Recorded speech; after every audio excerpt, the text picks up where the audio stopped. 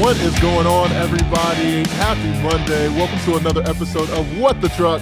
I am your host, Malcolm Harris. It's Monday, December 8th, and I am so happy to be speaking with you wherever you're listening at, whether on YouTube, live, or any streaming platform. Thank you so much for being here. Hope you guys had an awesome weekend. And we have a jam-packed show today. On deck, 3 great guests. Let's definitely get into it right now. On the first one, we're going to have Rudy Nemeth. He's going to be joining from Veloster Solutions, breaking down AI and how it's transforming fleet management, the latest in safety tech, and their acquisition recently of NextBillion.ai for smarter route optimization. Next, we're going to have Matt Cartwright. He is the CEO of Magnus Technologies.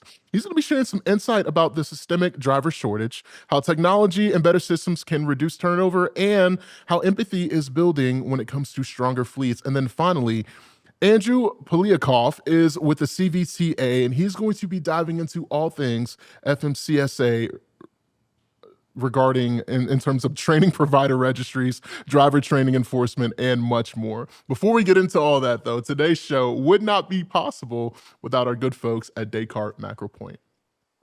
Trusted by shippers and preferred by brokers, Descartes MacroPoint is the industry's best transportation visibility and risk monitoring platform. Deliver confidence with real-time insights and automated alerts to keep freight moving and your customers informed. Less risk, more connectivity. That's Descartes MacroPoint. Visibility you can trust.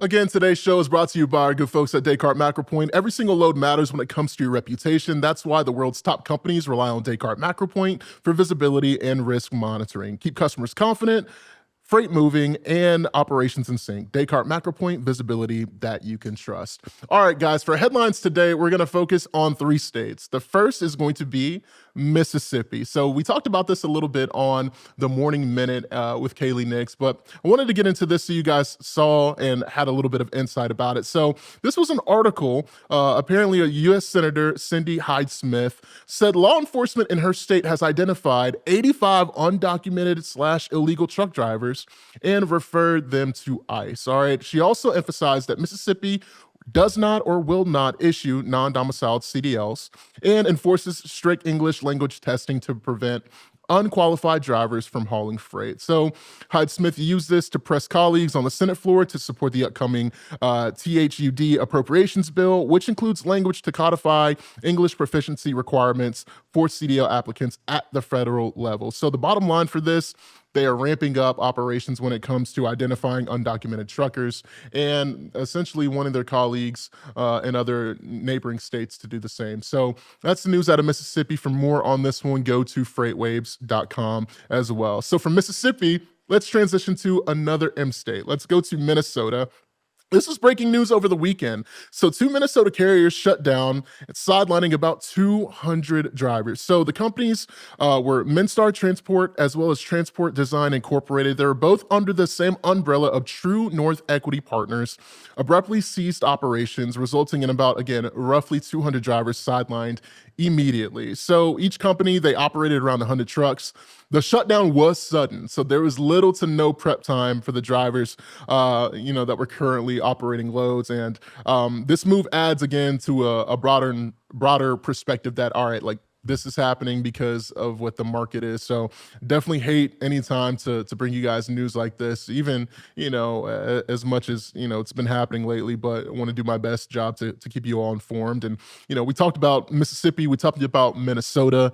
Finally, let's talk through things in Ohio, because there was a tax evasion case that is pretty substantial. All right. So this article is covering the sentencing of Alice Martin, the owner of Martin Logistics. This is again based in Northeastern Ohio. 30 months, right, for income tax evasion. All right, so 30 months in federal prison. She pled guilty to income tax evasion. In addition to the prison time, y'all get this, ordered to pay roughly $1.97 million back in restitution. The court found that she attempted to hide the income by creating multiple shell or related companies, right? So one was called TSA Transportation and the other one was called Martin Global. She funneled the revenue through them to avoid paying taxes, effectively making it appear that her company had no revenue or employees, even as operations continued. So, definitely got a substantial slap on the wrist, and more on that story as well at FreightWaves.com. So, again, those are your headlines, and really appreciate you guys for taking the time. And pardon me for sneezing in the initial segment because I was my nose, something flew up real quick, so I apologize. And now we're going to be joined by Rudy Nemeth. He is our VP again at Upsales at Veloster Solutions. Rudy, can you hear me okay? I can hear you great. How you doing? I'm doing well. How are you doing? It's good to see you this morning. Appreciate it. Good to see you too. Thank you so much for joining us. Let's start, of course, with I know a lot of our listeners may have some fatigue about it, but it's something that is transitioning and transforming the space. It's AI, all right. And how is artificial intelligence, transforming specifically fleet management today? And what are some real world examples that you're seeing when you're speaking with your clients? So we're using AI all the time. We're doing a ton with it. I mean, I think there's several factors. So one of them is going to be around things like predictive maintenance. You're using AI to see, hey, I've got a vehicle that is coming in that needs an oil change or may have been driven X many miles. I need to do things to it, which really helps you with maintenance costs and keeping track of your fleet to where you're not all over the place, not missing things, not missing inspections and so on. So there's a lot of AI that goes into learning the data, learning how customers use their fleet and so on. Other places are around routing, that route optimization, which is basically just the ability to see how your vehicles are driven, how they're going all over the place. And it's learning and using that data to be able to plan routes better, right? And then obviously it's around safety, right? Safety is a big one. It's just understanding, I've got X many drivers that may be habitual speeders, maybe on their phone a lot, may not be wearing their seatbelt. So you're using AI coaching just to teach them and say, hey, look, keep a track of these drivers, make sure that they're doing things correctly, and just using that data and being proactive in keeping a safer fleet rather than being reactive. The other aspect that is important is this is a ton of information, ton of data, right? So we're doing things with AI to be able to give our customers specific information at the time they need it, rather than going to 4 or 5 different systems, pulling reports from all over the place, and they say, okay, who do I need to keep an eye on? Where do I send a truck? How do I put this together to run an easier fleet? And this is just going to keep improving. It's just going to keep changing. I think for folks that run fleets and are doing things, they're just going to have a way better way to see the information that are out there. Obviously, there's a ton of risks. You got to have all your data clean. It's got to work together well. But I think you're going to see so many improvements in reducing costs, reducing the amount of trucks you use, all kinds of stuff, and get better information. No doubt about it. There was recently an acquisition on your front with NextBillion.ai. How has this acquisition enhanced route optimization, and what kind of impact can fleets expect when it comes to efficiency as well as cost savings? Well, I mean, I think, route optimization has been around for a long time, and, we've done a bunch of stuff with it before. But I think what happens with route optimization is that not a lot of it's used, not a lot of it's relevant. So what we're doing is we've acquired this company because they have a very good, clean AI-based platform. It runs good. It does a bunch of stuff that some of the older legacy systems don't do. And we're actually incorporating it into our V-Track platform to deliver to our clients a complete solution, right? That includes cameras, videos, telematics, but then you have the route optimization piece, and it learns the way the vehicles out there on the road, the way they're actually running their stops, running their deliveries, and using that data to learn, right? To be able to optimize better for the future. So it just puts it together very, very well. It's a huge thing for our company. We're very excited about it. And we're already seeing great effects from our customers that are piloting it, looking at it. So it's going to be a really, really strong thing for our platform. Now, Rudy, I want to get into safety and innovation because safety is always top of mind. I mean, you're no stranger to this. And what are some of the latest innovations in safety tech that you're excited about? And how are fleets putting them to work when it comes to being actually on the road? Well, I think safety in many aspects has been very reactive, right? So people are out there just looking at, hey, here's what we've seen. There's inspections, a lot of it's manual. Video technology is where it really changed. And I think that video technology is going to keep getting pushed further and further as machine vision and AI improves. So we're seeing more and more alerts, standard ones that a lot of people are familiar with. Hey, driver's drowsy, they're closing their eyes, or they're on their phone, or, they're not wearing their seatbelt. But now we're going beyond that and looking things like, are they wearing the proper PPE? What's happening at the actual job site when they get there? And we're using all that information to get the systems to learn and to provide coaches the ability to be proactive, but to be proactive specifically to that driver and tell them, hey, I need you to do things a little bit differently. Please watch out for different factors when you're running your route.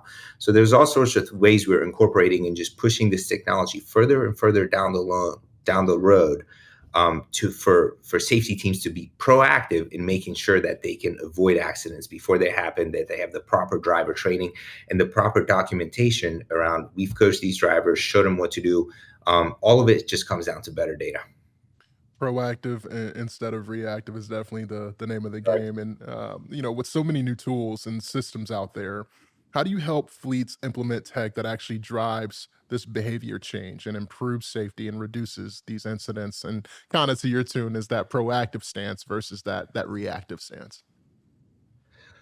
Well, one way we do it is a lot of fleets out there and a lot of companies run so many different tools for different things. Like they'll have a maintenance tool, a safety tool. They have a lot of vendors involved, and I think what happens is the way we do it, we approach it from a standpoint of being one pane of glass in one place, so the data has to be clean, right? So even folks that are out there, they say, hey, we may have a training tool, but it doesn't talk to this tool. And then, we have a video tool that lives in a world on its own. All that has to be integrated. And this is a great challenge for many companies, especially as different departments are responsible for purchasing for different things. So having the ability to pull all that together and all that data talk to each other is where you become successful, right? So even things like trailer door sensors, trackers, obviously your telematics, good information. That's how we do it. We just put together good data to be able to let the AI engines go out there and perform what they need to do to deliver a good solution. Now, Rudy, let's transition to some pain points because you've been in this space for a long time. You work with a great team and you have a lot of experience. And from these experiences, what are the top pain points that fleet leaders are currently facing right now? And how can technology and better systems help address these issues that are top of mind for so many leaders within the space? Well, that goes back to my previous point. A lot of folks just don't have the right information and it's not put Right. together well. Right. So they look at data and they try to make decisions, but the data tends to be wrong. And that's the biggest challenge that you have: data integration and data quality. Right. So what we do is we go out and try our best ways to solve that. But there's different things that I would tell people is just make sure that you audit your data, make sure it works well, make sure that you can correctly use it. The other one is regulation and just staff buy-in. Sometimes companies go out and they're very well intended and then try to buy systems and put them together, but the staff just doesn't buy into it, right? Yeah. And they don't use it. So the way we use it, it has to be easy to use. It can't be another administrative nightmare that they have to deal with. So there's all sorts of ways you can do it. You have to have the buy-in. You have to have good data. You have to have clear ROI clarity that you can deliver to your financial team in order to deliver a good system. Those are the pain points that we constantly are trying to solve. There's really no magic bullet because it's a ever moving thing, but that's the challenges that we're constantly working on. Many fleets are juggling compliance, specifically that as well as driver shortages, rising cost. Where do you see the biggest opportunities for fleets to get smarter with the data, to your point, and AI when it comes to both the short as well as the long-term play for these different organizations? Well, I mean, I think the biggest opportunities are going to be around just delivering clarity of what of what fleet managers and folks running fleets are trying to accomplish, right? And Right. as long as they have good clarity and say, hey, look, this is what we can do, this is how we can put it together, they have a clear ROI they can show to their financial team. Those are the biggest pieces of advice I would give to people in creating a good solution, right? I think sometimes you look at the tools you have, you try to say maybe there's better ones on the market, but again, I can't stress enough, folks, it has to work together and it has to be good. For the smaller fleet owners that are out there, they struggle with this a little bit because, hey, we may not have access to these systems. And I'll tell you, a lot of these have come down in costs. A lot of the systems out there are way simpler than they used to be. So I think just the ability to deploy technology, to put it together well, and to make it all work together is going to be the key points to make this a winnable solution. Rudy, if you could leave us with one thing about the next 3 to 5 years, where can people win when it comes to this? Or how can we position ourselves to be most successful when it comes specifically to getting the most out of our fleet and out of our teams as well? I think over the next 3 to 5 years, we're going to see probably way more change than we have seen in the last 10, right? And what we can do for operators that are out there running their fleets is you got to get ready, right? And the way you get ready is um, have your compliance in line, have your teams clear on the direction they need to go, put together everything in a really strong data set so you'll be able to take advantage of these changes and not fall behind. I tell folks, learn AI, learn how it applies to you, right? And as you do that, I think that most folks will be very competitive in the next couple of years versus the ones that are not. Absolutely. Now, Rudy, last question before I get you out of here. You touched on smaller fleets, right? And or an owner operator, for example, they may feel that hey, like this tech is out of reach, it's out of scope for me, it doesn't make sense. But what's one tool or action you'd recommend to help them start, moderate, making their operations modern and kind of turning the corner from let's just say like a 2003 or a 2006 to a 2026. I think the smaller fleets now have more opportunity than ever. Yeah. I think this technology that we're talking about has been in place for a long time, maybe not as much of the AI learning as we have today, but things like route optimization, big ERPs, and so on, those have been around forever. And it's really the big players that got to take advantage of it, while your owner operator, one or two, three truck setups really had to use pen and paper and just really didn't have the tools that the bigger players did. So what I always tell the small guys now is a lot of this stuff is way cheaper than it used to be. You can go out and go into an online app store and buy something like a commercial turn-by-turn navigation app. You can take your route stops and upload them into large language models and say, how do I efficiently do my routes better? How do I maintain my vehicles better? You can do all that by yourself for almost little to no money, right? So my advice to the smaller players is learn about it. Don't be scared of it. Learn about it. See how it works. See what you can do to take your 1, 2, 3, 5 truck operation and upload your service stops, upload your maintenance records into a large language model and listen to the advice it gives you, and then follow it. Those are the biggest things I would tell people. The accessibility to the smaller players is greater than it's ever been, and it's going to make and in many ways, they'll be even more competitive than they ever have been before. Rudy Nemeth, VP of Sales at Veloster Solutions. Rudy, where can we find more information about Veloster as well as your team? By all means, go check out our website at veloster.com. Get out there, look at it, look at all the different things we offer. I'd be happy to get on a call and talk to anyone out there that wants to learn more about how we can enhance your business. Rudy, thank you so much for your time, man. And if we don't talk between now and then, Merry Christmas, happy holidays to you and your family as well. You as well. Thank you very much. Thank you so much. Thanks for having me. Yes, sir. Thank you so much for being here.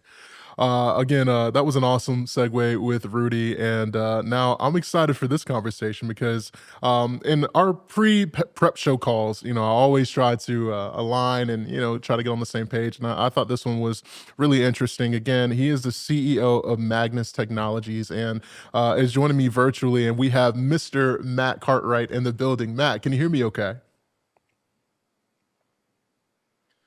Think we got him. If not, we can come back to Matt in a second because I actually forgot something to tell you guys. I need you to vote right now for the hottest city when it comes to freight and technology. Okay, so vote.freightwaves.com. You guys saw me dressed as Uncle Sam the other day, so it is the best, and I think they're gonna pull it up. Okay, this is crazy, by the way. Shout out to Cody. Vote.freightwaves.com for voting for the hottest freight city. Personally, like I said, I think it's Chattanooga, but I've seen a lot of cities. I've seen Atlanta, I've seen Chicago, I've seen Winter Park in Illinois. So there's a lot. I definitely want to hear from you. Vote.freightwaves.com. And now that is how you make sure we are good to go. Because again, joining me is Matt Cartwright from Magnus Technologies. Matt, what's up, man? How are you? I'm doing great. How you doing, man? I'm good, man. Did you like that little maneuver I did? You know, sometimes when you get the ball, you just got to go score with it.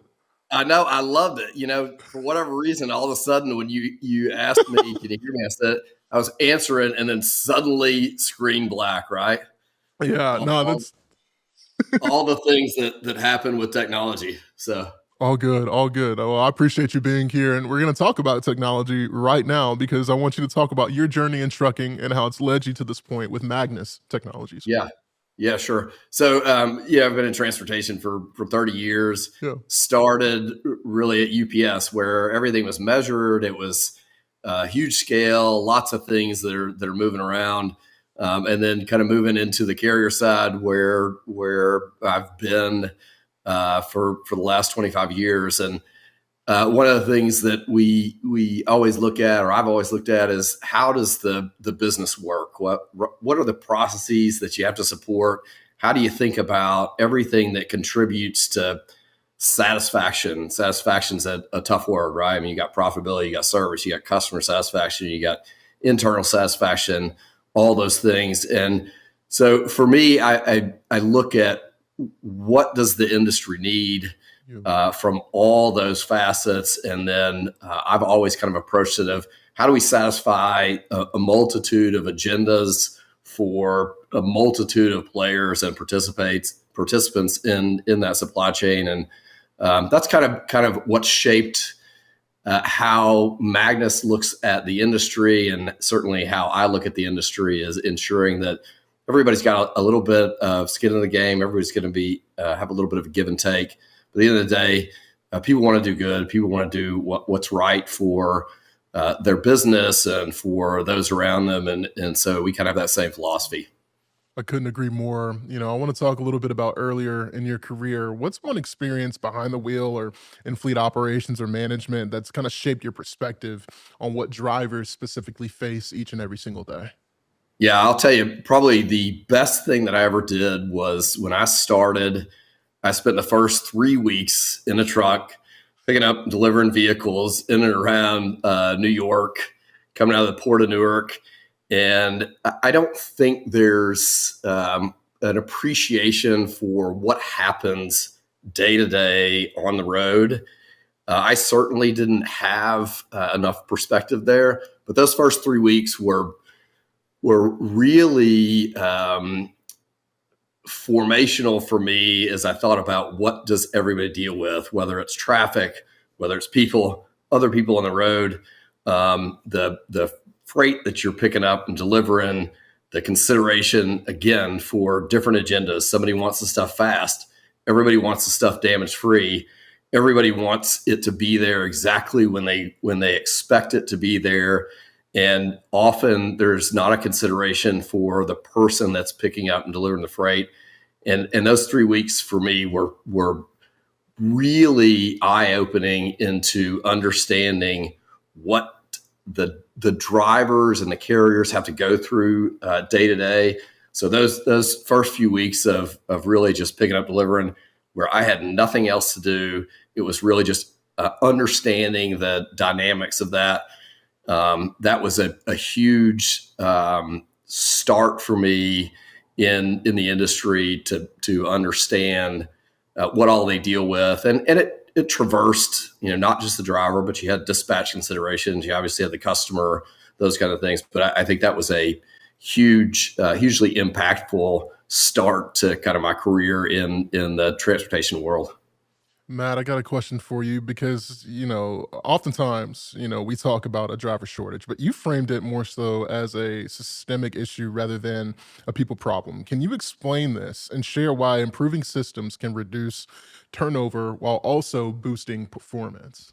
Yeah, sure. So, I think people like to drive. It's something, I certainly enjoy driving all the time. There are things that are negative around driving, whether you're delivering or just fighting traffic. But I think people want to do that job. The challenge that I see is the variability in the requirements, the demands, the lack of consideration of what it takes to deliver freight in a quality manner, in a safe manner. And I think that drives people out of the industry. It just becomes less attractive because they don't know what defines good for them. And I do think people take a lot of satisfaction in their jobs, most, especially drivers.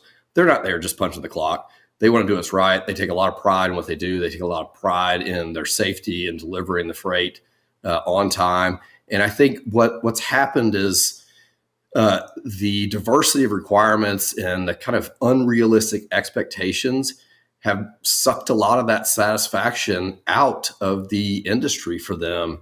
And so I think that's where there's more cause and effect, that there's just not people that want to do the job.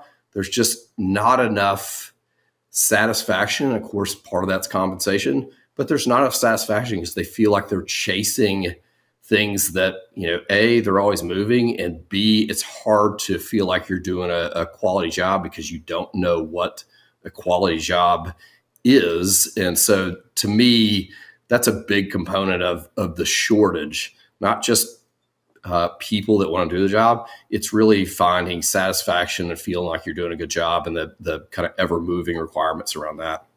I couldn't agree more. I want to transition now into a topic that is everywhere within the space, but sometimes it feels like it's nowhere within the space. And that's the empathy aspect of what we do, as well as the human side. Because, we often empathize and emphasize empathy in fleet management, but how does recognition, communication, and fair comp factor into driver retention alongside with technology as well?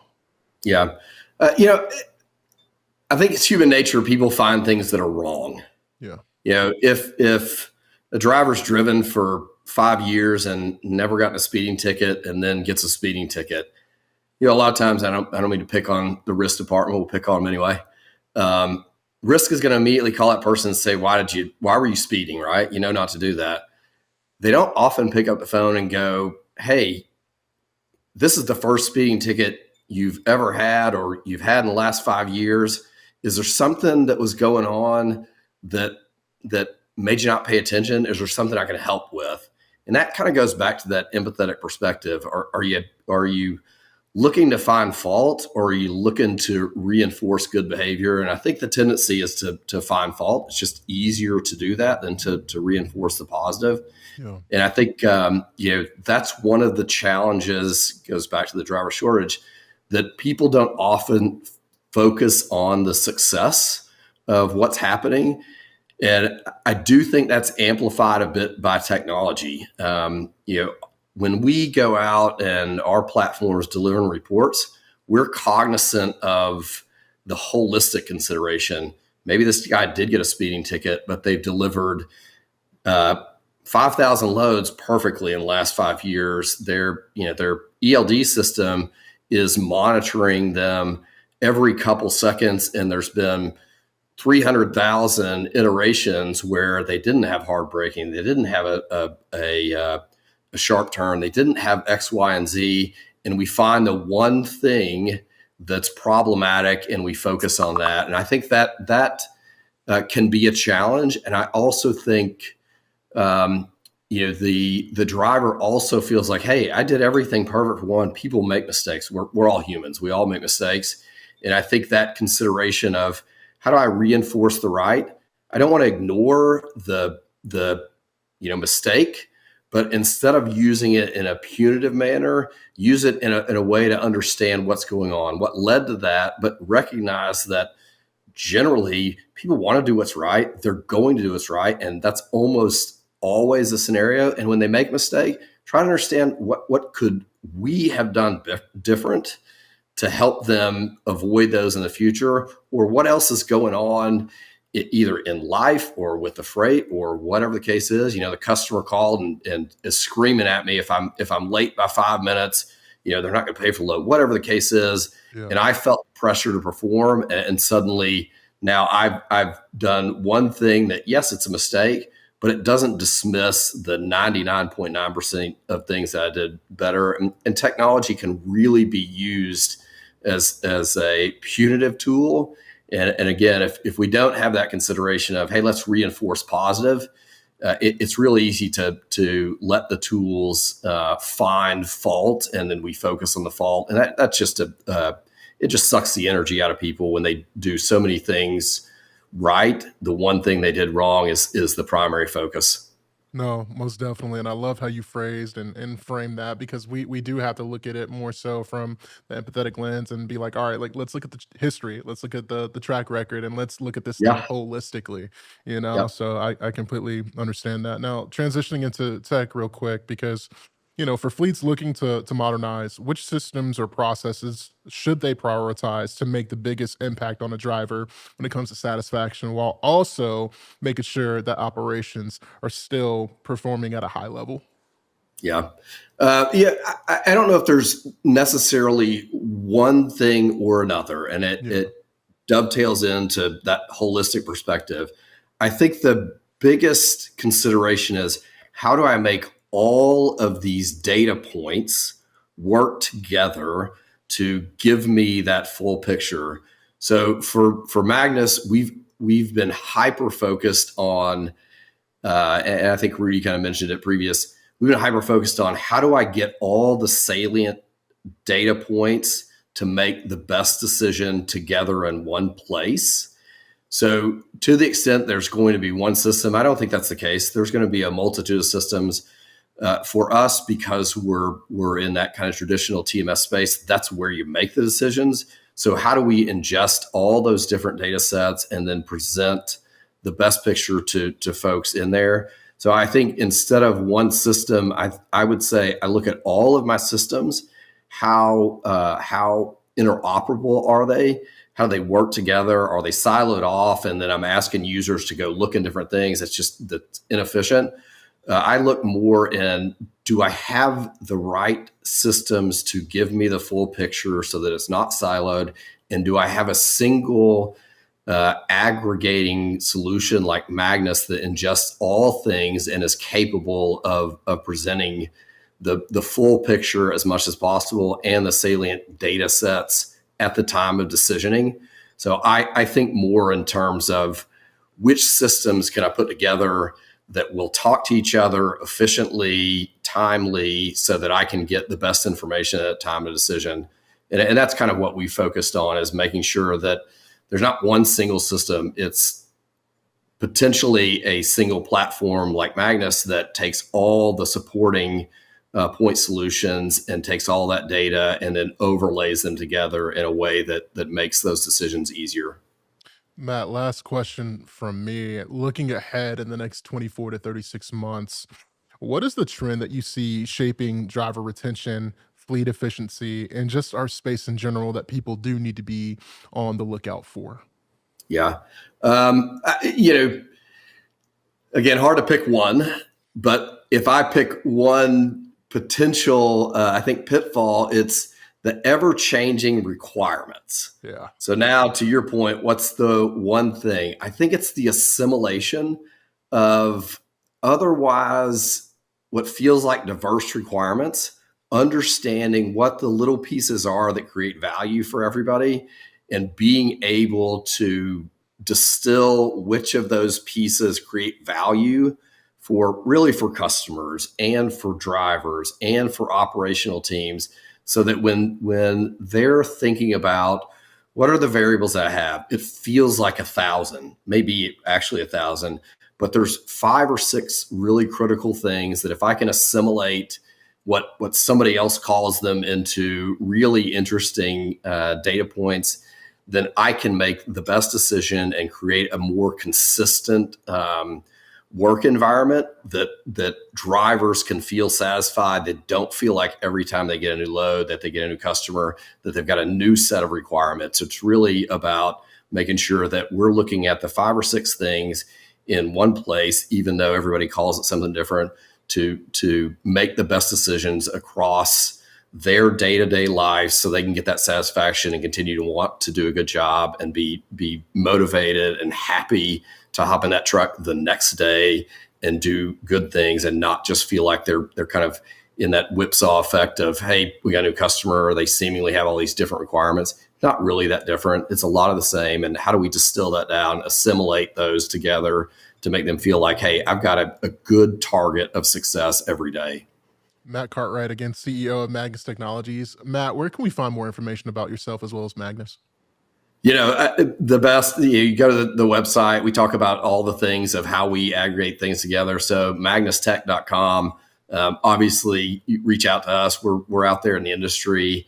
We really feel like this industry is a really tough one for technology, because there is a lot of variability. There's not a lot of people that are bringing great solutions to the table. So find us on the web is probably the fastest. And then we're out there in the industry anytime. Love to have conversations with folks about what they're seeing, what they're experiencing. So reach out, easy form, give a call to us, and happy to look at any of those and talk about what's changing in the industry, and how do we make sure that the carriers have a seat at the table, and they're the ones delivering the product, and those are the people that can make a difference. And certainly, we're out there in the industry, and so I think that's probably the easiest way to get a hold of us. And again, love these conversations, love what you're doing for the industry, and thank you. And of course, for all of us that are playing in it as well. Thank you so much, Matt. Looking forward to having you back on the show in 2026. And again, Merry Christmas, Happy Holidays from my family and the team here at FreightWaves to you and your team. As well. All right. Well, we'll take care of Chattanooga while we're there, and we'll get together next time we're over there. Let's rock out, man. I'm looking forward to it. Appreciate you again, Matt. I love it. All right. Thanks, brother. See you. Hey, brother. That was an awesome conversation again with Matt. Now we are going to wrap up the show with an awesome guest, and this is going to be a great one. I'm just going to let him run because this guy, he is with it. So he does not need an introduction as great as this, but I just need you guys to prepare yourself because he's awesome. Andrew Poliakov, he is the executive director at the CVTA. Andrew, can you hear me? You've been waiting patiently. I appreciate you for being on the show. Welcome. Happy to be here. I really appreciate you including our voice here. That's quite a little lead up there. I've got some big, got to show some big personality here. Thank you for inviting me. Of course, man. I just appreciate you for being here. Your background is absolutely nuts. And, as executive director again of the CVTA, you've been in the thick of training policy, regulation, and the driver training pipeline. What got you into this, man? And what keeps you motivated in a field that is literally under constant pressure? Because every day is a battle for you, Andrew, and your entire team. So walk us through that. Yes. What is the line? Pressure is a privilege. Oh, it is a privilege for sure. That resonates with me. I think sort of, you all were talking about empathy and some of those other motivating factors in a certain, sort of setting. But I think that the human element is a big reason why I got into this particular industry and have stayed in it. A lot of people, you could look at the training space and think of it purely in sort of data points, et cetera. But I think from my perspective, what motivates me is helping people. And so our membership, and we'll talk more about this, but our membership at CVTA really connects people to these amazing jobs in the trucking industry, right? So our folks, we have about 100 school members with, over 400 locations across 46 states that train 100,000 entry-level drivers each year. And what you see there in those environments is, people who are, a lot of them are really, longing and yearning. They really want to be a part of the trucking industry. They want to be a trucker. A lot of folks are, they they're unemployed or underemployed, and they really want to find a great job and get out of that minimum wage sort of perspective. And then they come to one of our training locations and train for a month or a little more, and all of a sudden they find themselves in encountering a great job where they can make $60,000-$70,000 out of the gates in the first year. But at the same time, in terms of that pressure and why this is the case, it really, there's no end to the amount of, frankly, mistakes, problems that a lot of these state government agencies and others do to sort of, just sort of do the wrong thing. Sometimes pick on folks and slow down their ability to do the testing and a variety of other activities. And just, I think from my perspective, seeing the great work that our members do out in the world, and then the challenges that they face, it really motivates me to want to help them connect the dots and engage with the agencies, engage with this entire process to make it better. And then, of course, there's the whole world of safety that CVTA has been, focusing on and pushing for decades, really. And that is something that I'm sure we'll talk more about as we get deeper into this conversation. But that really is the major motivating factor, because, CVTA has been pushing for minimum training standards and the enforcement of those for really since the inception of the organization almost 30 years ago. And so that's finally come to this, almost sort of fever pitch here in the last couple of months. So, but that's what motivates me, is really helping the members and seeing the difference that it makes in the people's lives who become truck drivers at CVTA schools. So I'm trying to make sure that is all in motion, and there's pressure in it, but it's worth it. Andrew, that was so well said. And, there's the national driver shortage, obviously it gets a lot of headlines and attention, but you see it a bit differently when it comes to the root cause. What do you believe that is more about, weak systems and poor training infrastructure, that is simply just not enough people, versus the actual training of these people? Yeah, the driver shortage thing, I think for a long time we'd have conversations about that, and it's like, are you team Coke or you team Pepsi, right? And everybody wants to use it as a sort of a purity test. I think we've been focused since the beginning on, is there a shortage of well-trained drivers, right? And I think you've seen, curiously, with the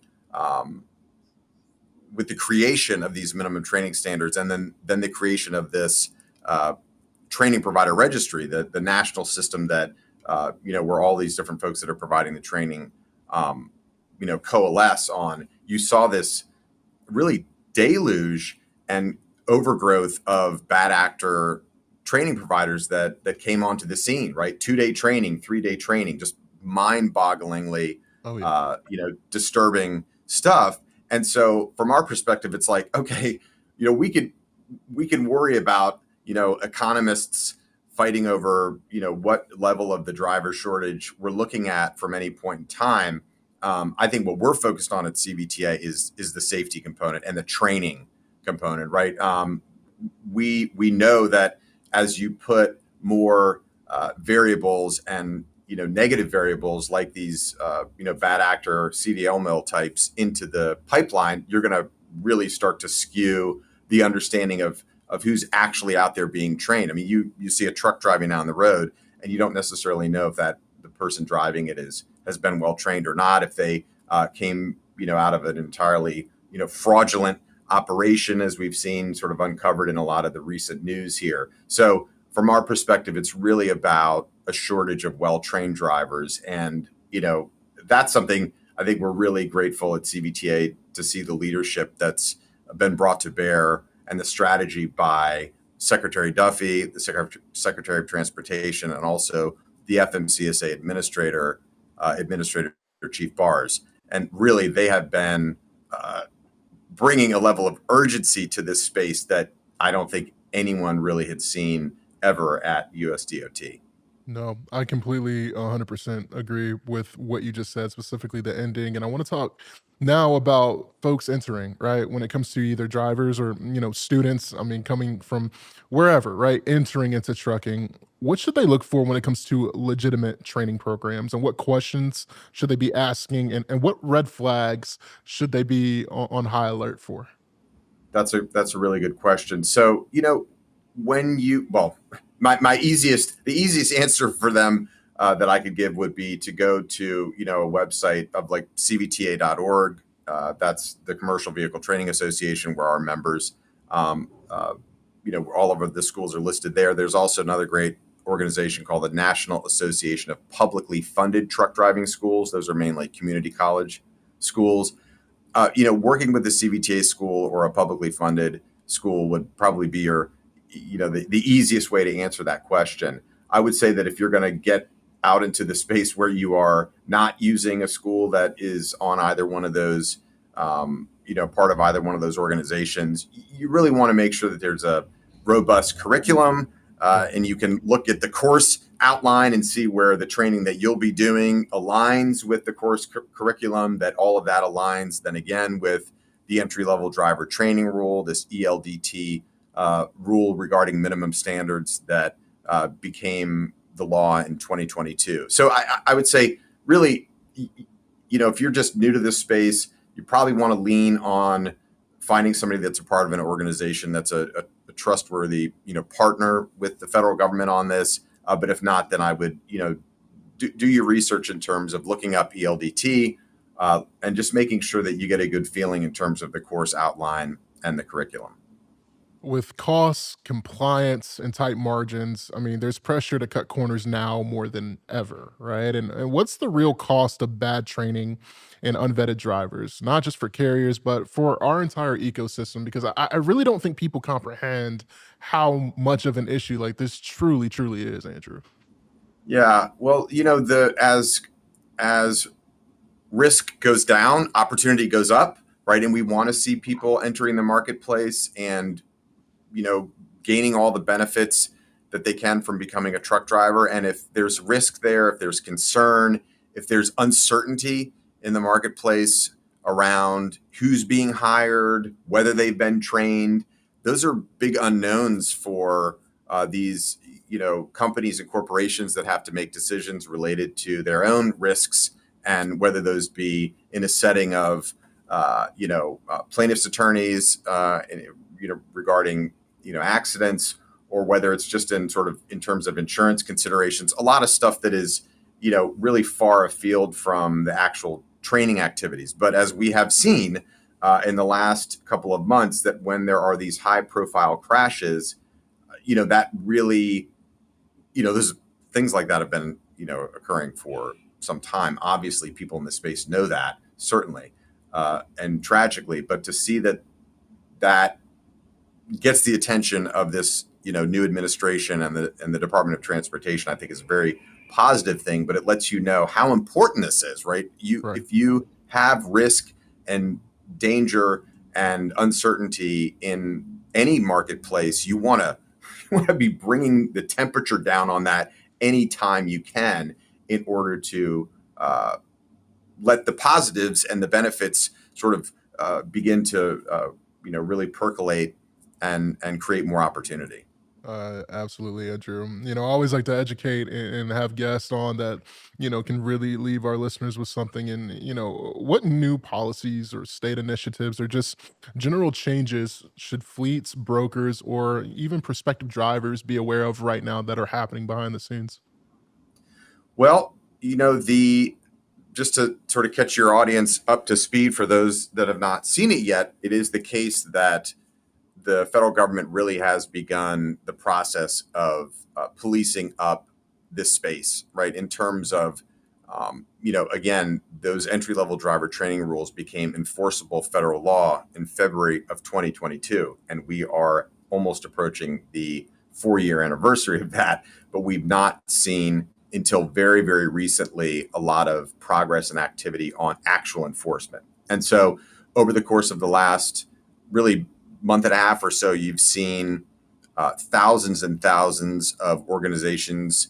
I call them organizations. You've seen entities sort of en masse be put into these categories of removal by the federal government, which is a very positive first step. A lot of those are administrative removals. But what we are starting to see now is broad scale random audits of the entire training space, like straight up boots on the ground, in-person audits by the U.S. Department of Transportation. So for anyone not really paying attention to that, I would say in this trucking space, you want to really take stock of whether you want to be in the training business, which is, if you're not doing it right, you might want to find greener pastures elsewhere. And if you are doing it right, good for you, and keep up the great work. Thank you for what you do. But I think people need to really be paying attention to whether they want to just sort of dabble in the training business or whether they actually really want to,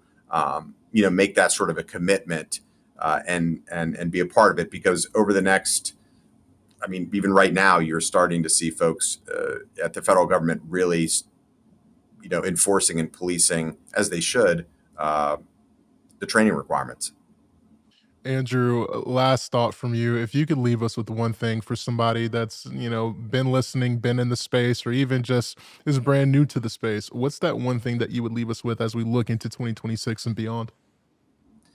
I think there's a lot of hope that we have right now, looking at the way that this new administration, the Secretary of Transportation, and the FMCSA administrator are being, bringing this urgency to the landscape of trucking, right? Like, we have operated in a space for so long where there were existing rules, right?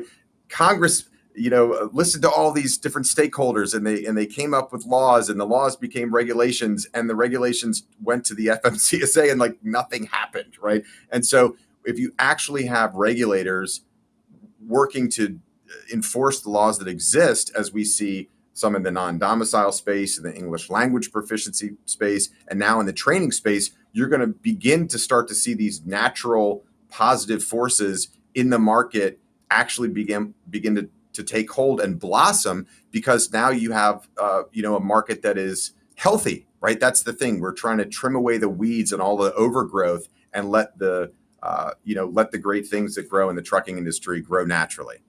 Andrew Poliakoff with the CVTA. Andrew, where can we find information about you as well as the rest of your team and the great work you guys are doing right now for our industry? Malcolm, thanks for asking. So you can find us at cvta.org. That's the Commercial Vehicle Training Association, cvta.org. Come check us out. If you want to learn more about this industry, if you're just interested, or if you want to check out a school, we've got a great directory of all schools that all go through our oversight committee in order to become members at all. So you check out a CVTA school and you'll find a great place. It's awesome. Andrew, thank you so much again, man. I'm looking forward to you joining the show, hopefully in person early next year. I think that'd be awesome. Let's do it. Let's do it. Andrew, thanks again, brother. Thank you. Yes, sir. Looking at the road ahead, guys, it's going to be an awesome show for Wednesday. Luke Lemester is going to be joining the show. He is with TEL Leasing, as well as Zane Holcomb is going to be joining the show as well. He is with TEL. Until Wednesday, thank you guys so much for being here. It's been another episode of What the Truck. I'm your host, Malcolm Harris. Peace.